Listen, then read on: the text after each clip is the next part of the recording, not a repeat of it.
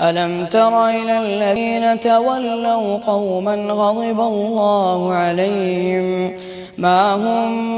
منكم ولا منهم ويحلفون على الكذب وهم يعلمون أعد الله لهم عذابا شديدا إنهم ساء ما كانوا يعملون